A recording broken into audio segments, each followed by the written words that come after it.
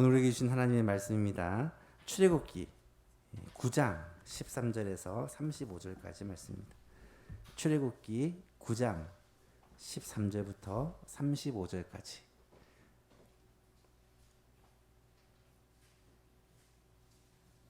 구약성경 95쪽에 있습니다.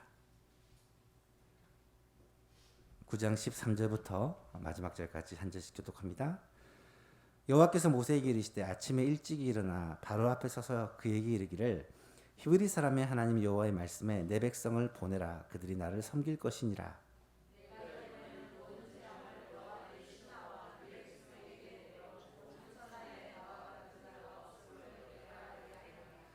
내가 손을 펴서 돌림병으로 너와 내 백성을 쳤더라면 내가 세상에서 끊어졌을 것이나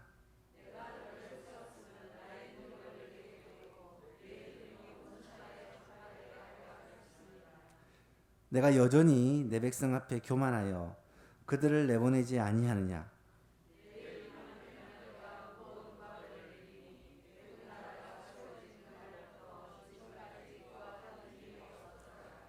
이제 사람을 보내어 내 가축과 내 들에 있는 것을 다 모으라.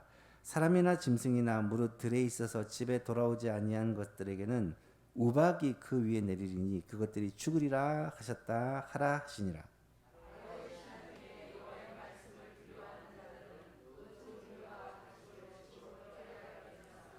여호와의 말씀을 마음에 두지 아니하는 사람들은 그의 종들과 가축을 들에 그대로 두었더라.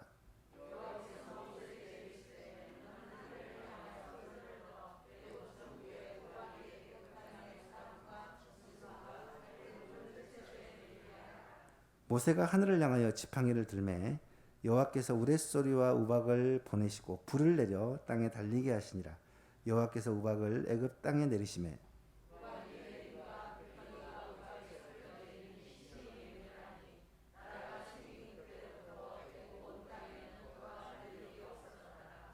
우박이 애굽 온 땅에서 사람과 짐승을 막론하고 밭에 있는 모든 것을 쳤으며 우박이 또 밭의 모든 채소를 치고 들의 모든 나무를 꺾었으되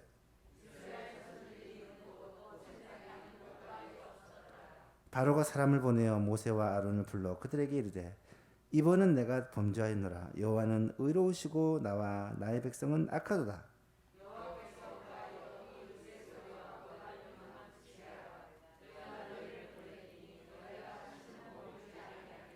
모세가 그에게 이르되 내가 성에서 나가서 내 손을 여호와를 향하여 펴리니 그리하면 우레소리가 그치고 우박이 다시 있지 아니할지라.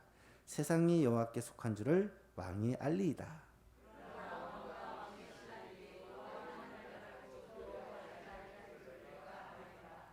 그때 보리는 이삭이 나왔고 삼은 꽃을 피웠으므로 산과 보리가 상하였으나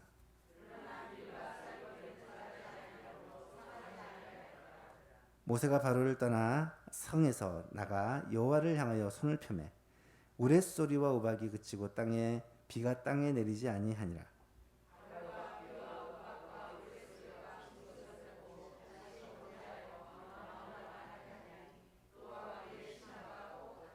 함께 있습니다. 바로의 마음이 완악하여 이스라엘 자손을 내보내지 아니하였으니 여호와께서 모세에게 말씀하신과 같더라. 아멘. 수요 기도의 시간에 계속해서 10가지 재앙에 대해서 살펴보고 있습니다. 10가지 재앙은 하나님께서 애굽 왕 바로와 애굽 백성들을 심판하신 것이다 라고 말씀을 드렸죠. 지난 시간에 우리가 5번째 재앙인 가축의 돌림병 재앙, 그리고 6번째 재앙인 악성 종기 재앙에 대해서 살펴보았습니다. 가축의 돌림병 재앙은 하나님이 그 재앙 가운데서 자기 백성 이스라엘을 구별하셨다라고 말씀을 드렸습니다. 파리 재앙 이후의 모든 재앙은 하나님이 이스라엘 백성들이 사는 곳을 구별하십니다. 다른 데는 그렇게 재앙이 닥쳐도 이스라엘 백성들이 사는 곳에서는 재앙이 임하지 않았다는 말입니다. 이 사건을 통해 우리가 알 수 있는 것은 하나님께서 지금도 자기 백성을 돌보고 계신다라는 것을 말씀드렸습니다. 우리가 하나님의 백성이라는 것이 얼마나 감사한 일인지, 하나님은 지금도 우리를 눈동자와 같이 지켜주시고 우리를 인도하시고 보호해 주십니다. 큰 위험과 환난 가운데서 우리를 건져 주실 뿐만 아니라 늘 우리와 동행하시는데 특별히 말씀으로 동행하여 주시고 성령으로 우리 안에 내주하여 계신다라는 것을 말씀드렸죠. 두 번째로 악성 종양의 이 재앙은 하나님은 바로 왕이 의지할 만한 그 주위 사람들을 하나님이 제거시키는 것이 사건이다라고 말씀을 드렸습니다.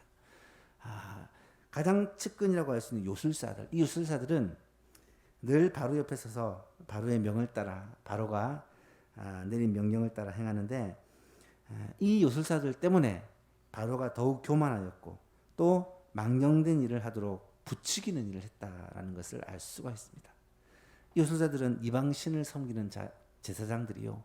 그래서 하나님의 뜻과는 정반대로 가는 사람들이었죠. 하지만 이 바로의 입장에서는 자기 옆에서 자기를 도와주고 자기와 함께하고 자기에게 아부를 하는 그 측근들을 하나님이 쳐내심으로 말미암아 하늘까지 높아졌던 이 바로의 교만 그리고 절대 바꿀 것 같지 않던 이 고집들이 점점 무너져 내리는 것을 우리는 발견하게 됩니다. 오늘은 7번째 재앙인 우박 재앙에 대해서 함께 생각해 보고자 합니다. 우박 재앙을 통해 주시는 교훈은 무엇일까?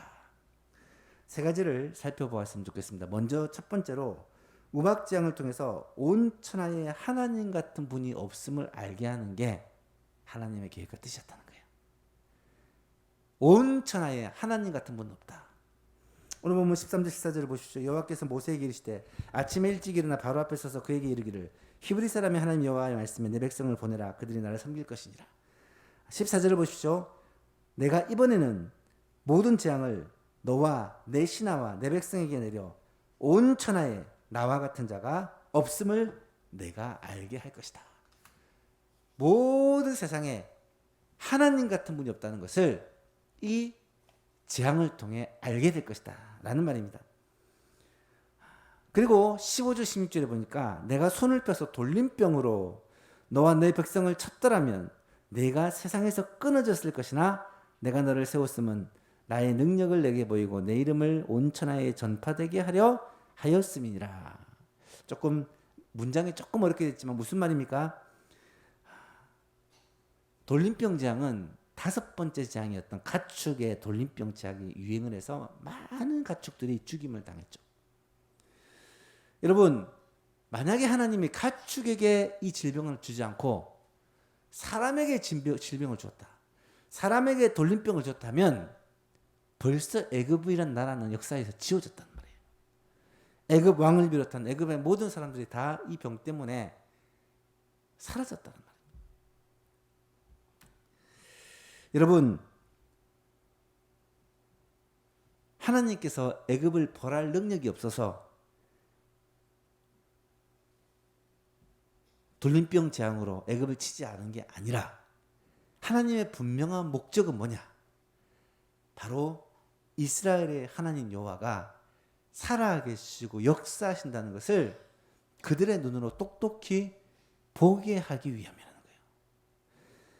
바로 그리고 애굽 백성들, 더 나아가 이스라엘 백성들의 눈에 이 사건을 통해 하나님이 천지 만물을 주관하시고 하늘에서 내리는 우박까지도 주관하시는 그런 하나님이시구나라는 것을 깨닫게 하시기 위해 하나님이 이 일을 행하셨다는 것입니다. 사랑하는 성도 여러분, 하나님은 자신의 하나님이 되심을 언제 어디서나 나타내시고 드러내십니다. 특별히 이 재앙은 이 애굽의 긴 역사상 한 번도 일어나지 않는 재앙일 뿐 아니라 그 우박의 크기와 수가 엄청나서 이 왕으로 말미암아 들에 있는 모든 것들은 다 죽을 것이다 라고 하나님은 말씀하고 있는 것이죠. 이 재앙을 통해서 하나님이 살아계시고 역사하시고 일하신다는 것을 누구도 부인할 수 없도록 만드시겠다는 것이 하나님의 뜻이죠. 여러분, 우리 하나님은 지금도 일하시는 분이십니다. 우리 하나님은 지금도 자기의 영광을 선포하시는 분이세요. 하나님은 지금도 자기 이름을 위해 일하시는 분이세요. 다윗의 시편 가운데 여호와는 나의 목자시니 내게 부족함이 없으리로다. 그가 나를 푸른 풀밭에 누이시며 쉴 만한 물가로 인도하시는도다. 3절에 뭐라고 말합니까? 내 영혼을 수생시키시며 자기 이름을 위하여 의의 길로 인도하시는도다. 그렇습니다. 하나님은 자기 이름을 위하여 지금도 일하십니다. 성도들과 함께 하시며 성도들을 도우시며 성도들을 구원하시고 성도들에게 은혜를 베푸시는 것도 하나님의 영광과 하나님이 맺으신 약속을 위함이라는 것이죠. 한 번은 조상 아브라함이 가나안 땅에 살다가 기근이 오니까 먹을 것을 찾아 애굽으로 내려간 적이 있습니다. 그때 어떤 일이 일어났습니까? 아내 사례를 아리따운 여인인 것을 알고 내 누이라고 그렇게 입을 맞추고 누이인 것처럼 그렇게 행동을 합니다. 그랬더니 애굽 왕이 이 소식을 듣고 이 아브라함에게는 참 아리따운 누이가 있구나. 그래서 그 여자를 궁으로 들라라. 이래서 자기 아내를 삼으려 했다는 거예요. 왜 이런 일이 벌어졌습니까? 아브라함이 아내 사례를 누이라고 속였기 때문에 일어난 일이죠. 애굽 왕에게 아내를 빼앗긴 것입니다. 여러분, 엄청난 위기 아닙니까? 그런데 이때 어떤 일이 일어난지 아십니까? 하나님께서 갑자기 애굽 왕에게 찾아갑니다. 밤에 그의 꿈속에서 애굽 왕을 아주 꾸짖고 당장 사례를 자기 남편 아브라함에게 돌려보내라고 하나님이 꿈속에서 말씀하십니다. 놀래가지고 애굽 왕은 그대로 하게 되죠. 여러분, 하나님이 왜 인간 세계에 그렇게 직접적으로 급하게 개입을 하셨을까요? 그것은 하나님의 약속을 지키기 위함입니다.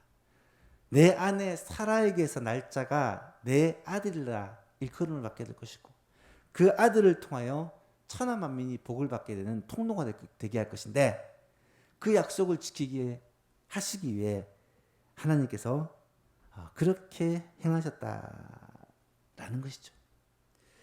사랑하는 여러분, 엘리 제사장 아시죠?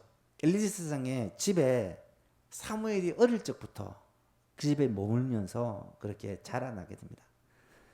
그 사건 아실 것입니다. 사무엘이 어느 날 하나님의 음성을 듣습니다. 자리에 누웠는데 사무엘아 사무엘아 부르니까 엘리가 부르는 줄 알고 엘리에게 열심히 쫓아가죠. 나누나 물렀다. 돌아와 또 자고 있는데 사무엘아 사무엘아. 두 번이나 이런 일이 있고 나니까 엘리가 깨닫게 되죠. 이것은 하나님이 부르신 거야. 혹시 다시 그 소리가 들리거든 하나님 제가 여기 있습니다 라고 하나님께 대답해라. 그래서 하나님이 사무엘에게 찾아와서 말씀하시는 장면이 나타납니다.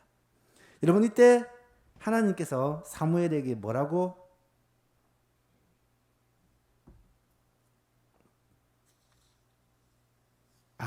죄송합니다.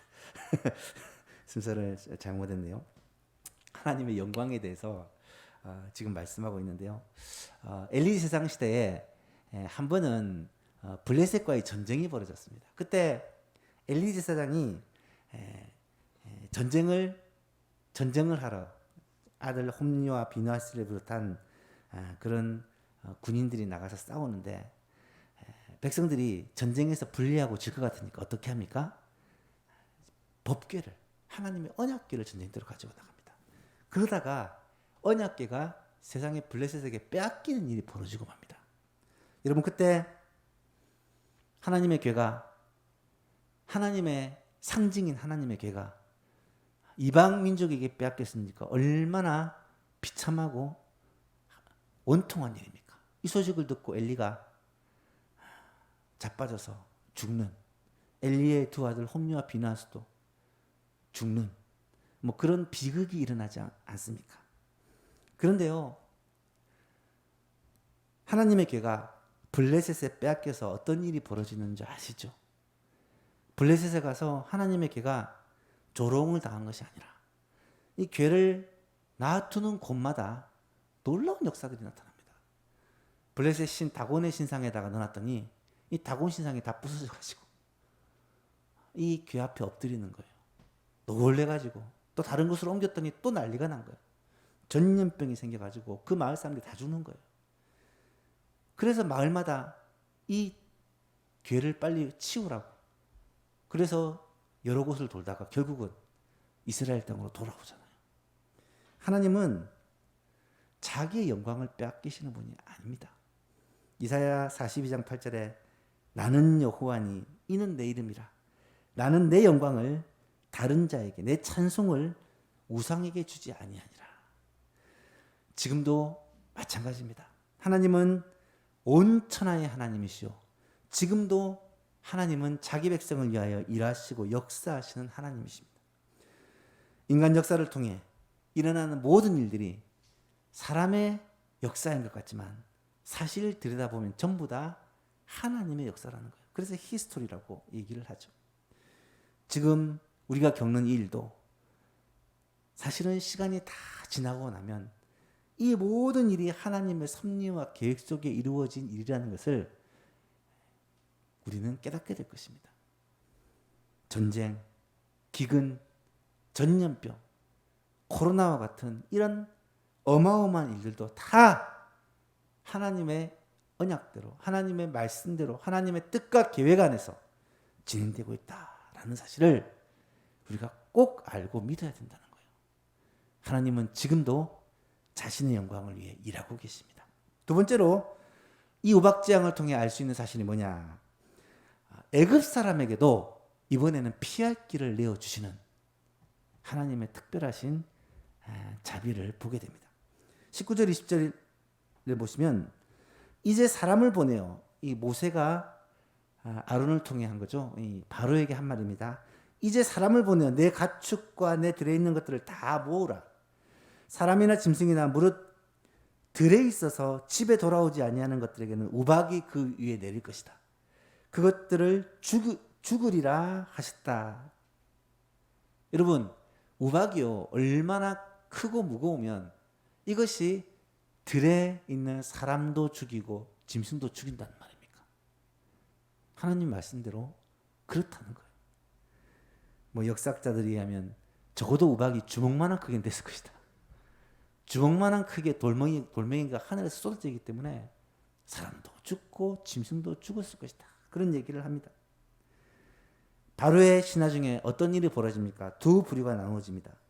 여호와의 말씀을 두려워하는 자들은 그 종들과 가축을 집으로 피하여 들였다. 하지만 여호와의 말씀을 마음에 두지 아니하는 사람들은 그 종들과 가축을 그대로 들에 두었다. 어떻게 되었겠습니까? 하나님의 말씀대로 된 거죠.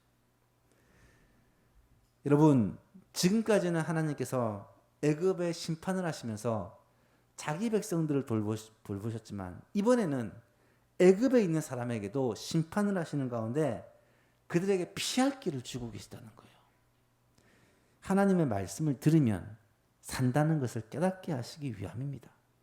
그들에게 하나님께서 이것은 우연히 일어난 것이 아니라 하나님이 하신 일이라는 것을 분명하게 알게 하기 위해서 그들에게도 피할 길, 구원의 길을 허락해 주고 있다는 거예요. 사랑하는 성도 여러분, 10가지 재앙을 쭉 우리가 계속해서 살펴보면서 깨달아야 될 것은 하나님이 어떤 분이신가, 하나님께서 어떤 분이신가를 깨달아야 한다는 거예요. 우리 하나님은 어떤 하나님이십니까? 심판 중에도 긍휼을 잃지 않으시고, 우리 하나님은 은혜가 풍성하시고 자비하시고 인애로우신 하나님이시다는 것을 우리가 깨달을 수 있어야 한다는 거예요. 소돔과 고모라가 멸망할 때 어떤 일이 벌어졌습니까?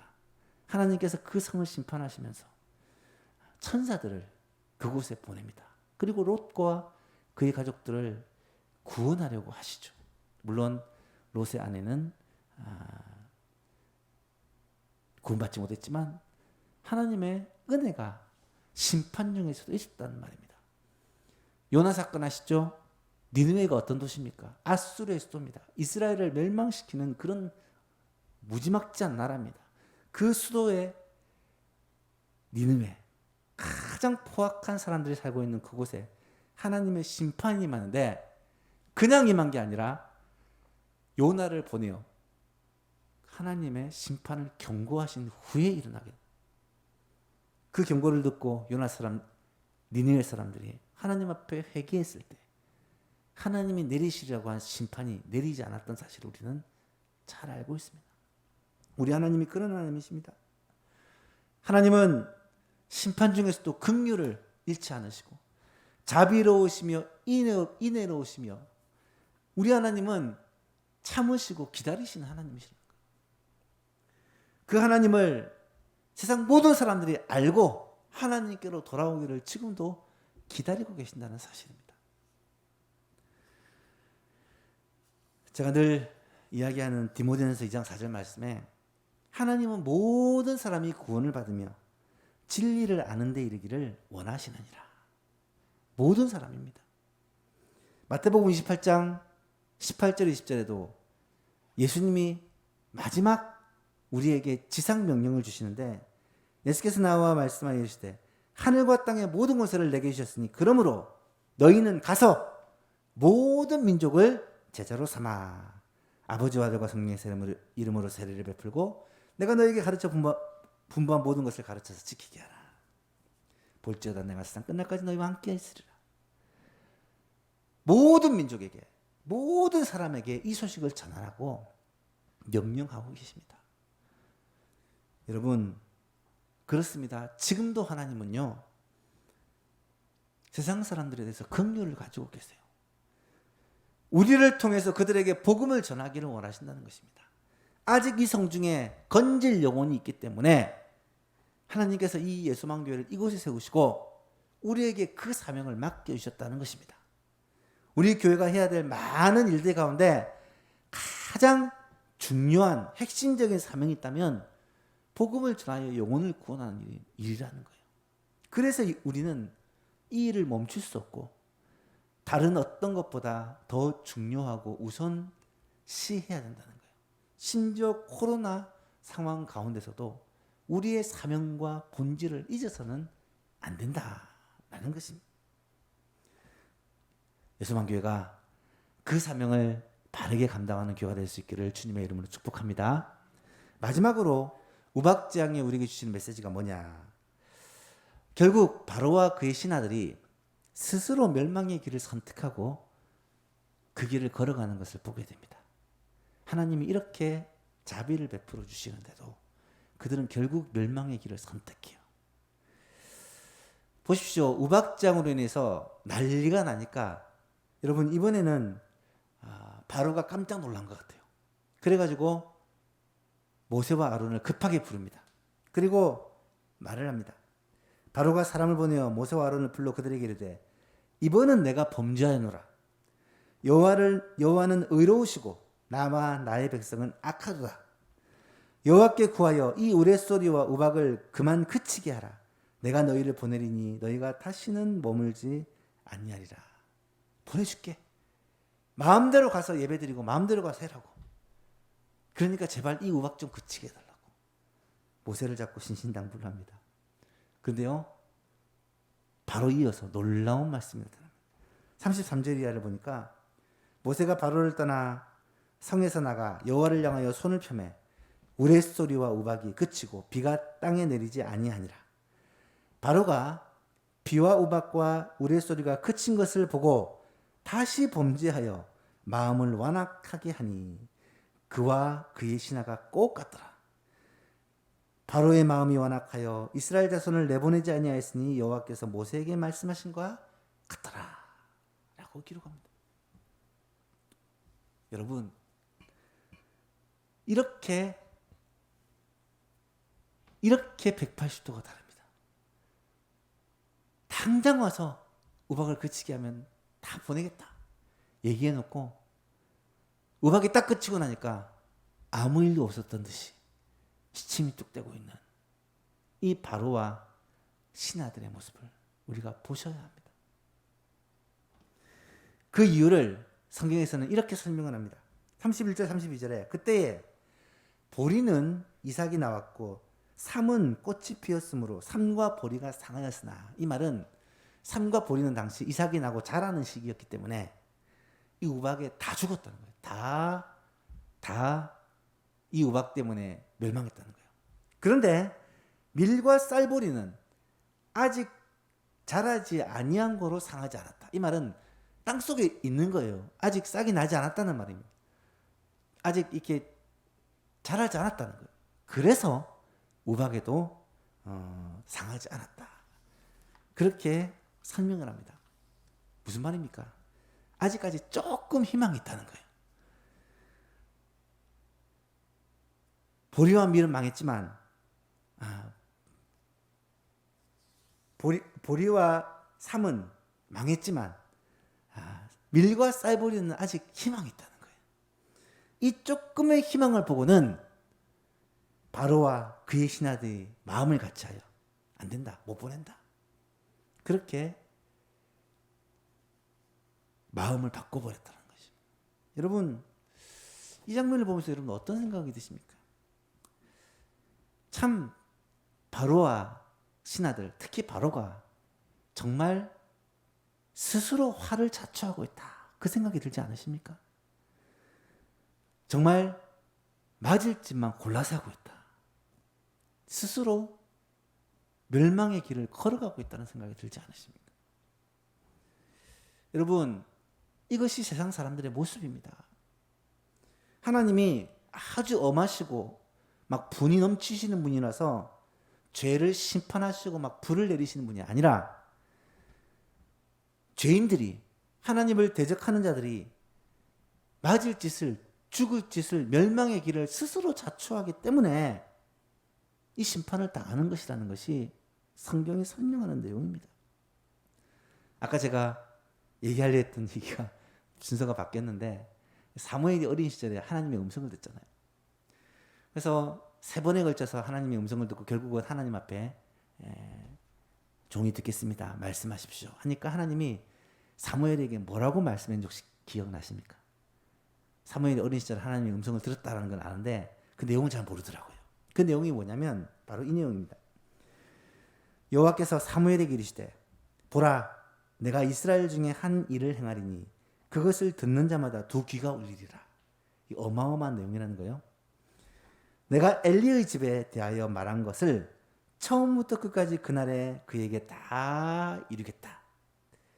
내가 그의 집을 영원토록 심판하겠다고 그에게 말한 것은 그가 아는 죄악 때문이니 이는 그가 자기 아들들이 저주를 자청하되 금하지 아니하였습니다. 그러므로 내가 엘리의 집에 대하여 맹세하기를 엘리 집의 죄악은 제물로도 예물로도 영원히 속죄함을 받지 못한다. 심판을 면할 수 없다. 라고 말씀을 하십니다. 왜요? 그들이 심판을 자처했기 때문에. 그들이 심판을 스스로 불러왔기 때문에. 여러분, 엘리의 아들들 홈리와 비나스가 행한 일이 무엇이었습니까? 그들은 하나님의 제사를 멸시했습니다.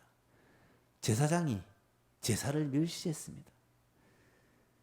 원래 제사를 드리고 번제는 다 불태워 버리지만 화목제 같은 경우는 이것은 삶아서 제사장의 식량으로 삼습니다. 그런데 삶기도 전에 나는 삶은 거 싫어, 생고기를 주라. 안 됩니다. 율법에 이것은 삶아서 드려야 됩니다. 무슨 소리 하면서 억지로 빼앗아 버린 거예요. 하나님의 제사, 하나님의 규례 이런 거는 제사장인데 다 무시를 해버린. 심지어 회막문에서 수종드는 여인들을 억지로 동침하는 일이 벌어지고 맙니다. 이 일이 엘리에게 들렸을 때 엘리는 그 아들들을 바로 징계하거나 바로 처리하지 못하고 결국 이 일을 끌다가 하나님의 심판을 받게 되는 비극이 그 가정에 일어나고 결국 그 가정에 제사장 그 직이 가문이 끊어지는 일이 얼마 후에 이루어지는 것을 보게 됩니다. 여러분, 하나님이 엘리 제사장의 가문에 대하여 뭐라고 말씀하십니까? 영원한 심판을 면하지 못하게 되고 제물로도 예물로도 이거는 사함받지 못한다. 왜 그러냐? 자기 아들들이 저주를 잡차되 금하지 아니하였기 때문이다 라고 말씀하고 있습니다. 로마서 1장에 보면 사형에 해당하는 죄가 나타납니다. 하나님을 거부하는 자들에 대해서 하나님의 심판이 어떻게 임하는지를 보여주시는데 그 심판의 내용이 뭐냐? 결국은 내버려 두시는 거예요. 하나님 앞에 범죄한 자들을 하나님은 그냥 내버려 두시니까 그들이 더 큰 범죄, 더 심각한 범죄 속에 빠져서 결국은 다 망하게 되더라는 거예요.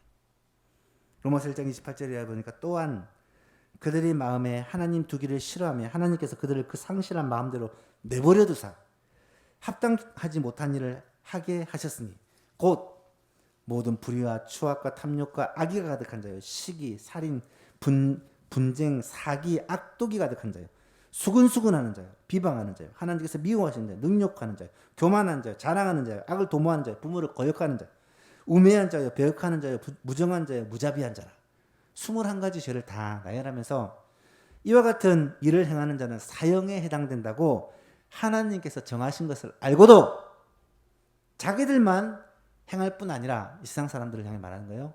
자기들 그렇게 행할 뿐만 아니라 그런 일을 하는 자들을 옳다고 얘기한대요. 여러분 우리가 사는 이 세상 아닙니까? 죄를 짓는 것을 정당화시킬 뿐만 아니라 죄 짓는 사람을 옳다고 하잖아요. 세상은 지금도 스스로 멸망을 향해 나아가고 있습니다. 심판을 자초하고 있어요. 자청하고 있어요. 그들을 향해 하나님의 공의를 이야기하고 하나님의 심판을 이야기하고 지옥을 얘기하고 하나님의 구원을 얘기해도 그들은 이 복음을 귓등으로도 들으려지 않는다는 거예요. 이 복음을 듣지 않는 자는 어떻게 되겠습니까? 결국은 멸망으로 가는 거예요. 참으로 안타깝지만 지금도 너무나도 많은 사람이 스스로 멸망의 길을 선택하고 살아가고 있습니다. 너무나도 많은 사람들이 지금도 지옥 길을 걸어가고 있어요. 정말로 바라기는 우리 예수만 교회 성도들 가운데는 단 한 명도 멸망의 길을 스스로 걸어가는 자가 없기를 주님의 이름으로 축복합니다. 홈리와 비나스가 교회 안 다녔나요? 제사장이었어요. 그런데 하나님의 심판을 자초했습니다. 교회 안에도 예수 믿는 사람 중에서도 직분자 가운데서도 그럴 수 있는 사람이 있을 수 있다는 거예요. 먼저 우리 자신을 돌아볼 수 있기를 간절히 바랍니다. 뿐만 아니라 우리가 꼭 기억해야 될 사실이 있습니다. 우리가 예수님을 믿고 예수님을 붙잡고 의지하고 구원을 받게 된 게 내 스스로의 어떤 의지나 선택에 의해서 이루어진 것이 아니라 하나님의 은혜로 된 것이다 라는 것을 깨달아야 된다. 여러분 이것은 신앙생활의 출발입니다. 하나님의 은혜를 아는 것. 에베소서 2장에서는 분명히 말합니다. 너희는 그 은혜에 의하여 믿음으로 말미암아 구원을 받았으니 이것은 너희에게서 난 것이 아니요 하나님의 선물이라. 행위에서 난 것이 아니니 이는 누구든지 자랑하지 못하게 함이니라. 그렇습니다. 우리가 구원받은 것은 하나님의 은혜입니다. 우리가 하나님을 알게 된 것도 하나님을 의지하게 된 것도 멸망의 길을 걸어가지 않고 구원의 길을 택하게 된 것도 우리가 지혜로워서 그런 게 아니라 하나님이 우리에게 찾아오셔서 우리를 구원해 주셔서 이 길을 깨닫게 하시고 믿게 하셨기 때문에 구원을 받을 수 있다는 거예요. 마지막으로 요한 웨슬리 얘기를 하고 마치고자 합니다. 요한 웨슬리 아시죠? 감리교를 창시한 이 청교대 운동에 불을 붙였던 위대한 사역자입니다. 그가 어린 시절 이런 일을 당했다고 합니다. 집안에 있는데 갑자기 불이 났습니다. 나갈 문들이 다 막혔다고 합니다. 연기가 들어오고 이제 질식해서 죽을 수밖에 없는 상황입니다. 두려웠지만 포기하고 그냥 죽을 상황에 놓여 있는데 그때 갑자기 마을의 한 용감한 청년 하나가 물에 젖은 담요를 뒤집어 쓰고 불구덩이 속으로 뛰어드는 겁니다. 그리고 요한 웨슬리를 들고 나와서 구원을 받았다고 합니다. 요한 웨슬리는 이 어린 시절의 기억을 추억하며 나는 그때 이미 죽었다. 내가 앞으로 얼마나 살든지 내 남은 삶은 하나님께 덤으로 받은 은혜의 삶이다. 나는 결코 나를 위해 살다가 녹슬어서 없어지진 자가 되지 않기를 원하고 주와 복음을 위해 하나님 나라를 위해 살다가 닳아져서 없어지는 자가 되기를 원한다. 그렇게 결단하고 그의 평생을 살았다는 거예요. 은혜를 아는 자의 삶이었다는 거죠. 여러분 잘 생각해 보면 웨슬리만 하나님의 구원을 경험한 게 아닙니다. 실제로 불구덩이 속에서 건짐을 받은 웨슬리, 우리는 영원한 불구덩이에서 구원을 받은 자들입니다. 허물과 죄로 죽었던 우리를 예수님이 자기 생명을 대신 주심으로 살려주신 거예요. 여러분, 따라서 우리가 살아가는 우리의 삶은 모든 것이 하나님의 은혜라는 것을 기억하며 사셔야 됩니다. 오늘 말씀을 마치면서 여러분 꼭 이 말씀을 드리고 싶습니다.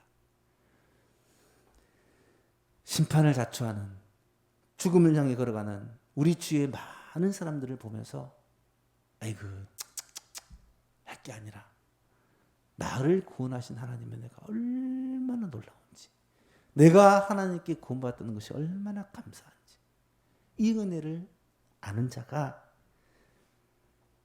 신앙생활을 할 수 있습니다.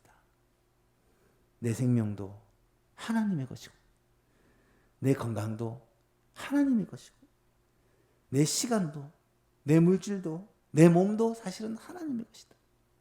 그래서 몸이 좀 아프면 불평불만하고 일이 내 뜻대로 되지 않으면 원망불평하는 이런 어리석은 자가 되지 않고 모든 것이 하나님의 것이다. 하나님으로부터 받은 것이니까 주를 위해 사는 것이 마땅하다. 그런 성도가 될 수 있기를 간절히 바랍니다.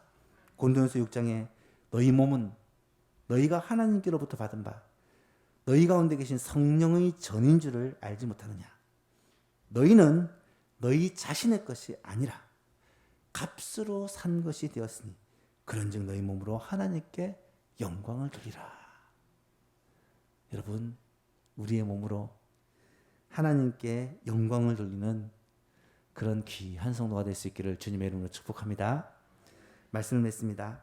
오늘은 우박지향을 통해서 우리에게 주신 음성을 세 가지로 정리해 보았습니다. 첫 번째는 우박지향을 통해서 온 천하에 하나님 같으신 분이 없다라는 것을 우리에게 가르쳐 주십니다. 지금도 하나님은 동일하게 역사하십니다. 자연 환경과 상황 속에서도 특별히 하나님의 백성을 위하여 일하고 계십니다. 두 번째로 우박지향은 애굽 사람에게도 피할 길을 가르쳐 주신 재앙입니다. 하나님의 긍휼하심과 자비하심은 무한하십니다. 지금도 우리 주위에 있는 믿지 않는 자들에게 이 긍휼과 사랑의 마음이 여전하십니다. 그리고 우리를 통하여 복음을 전하게 하시는 그 주님의 마음을 우리가 아셔야 됩니다. 마지막으로 우박지향은 결국 스스로 멸망의 길을 선택하는 바로와 그들의 신하들의 모습을 보여줍니다. 무엇을 깨달아야겠습니까? 나의 나된 것이 나의 노력과 나의 선택으로 된 것이 아니라 하나님의 은혜로 된 것이구나. 이것을 깨닫고 감사하며 찬양하는 저와 여러분 될 수 있기를 주님의 이름으로 축복합니다.